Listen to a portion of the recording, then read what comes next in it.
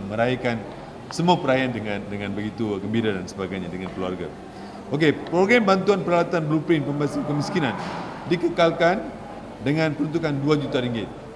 Ini juga satu program yang sangat popular di mana kita membantu pengusaha-pengusaha yang ada di negeri kita yang sedang berusaha tetapi tanpa peralatan yang moden, yang cekap ataupun mengikut permintaan pasaran. Contoh macam mesin jahit.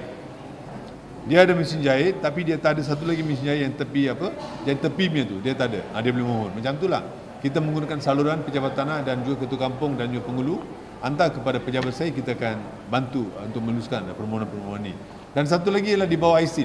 Kita akan kekalkan RM1 juta kepada mereka, di mana kita juga akan membuat bantuan yang sama khususnya kepada kaum India. Seperti mana yang amat berhormat Perdana Menteri kita telah mengutuskan bahawa kaum India memang terlalu tinggal di belakang arus pembangunan. Sebab tu kita kerajaan negeri Selangor terlalu fokus kepada kaum India, nak bantu mereka.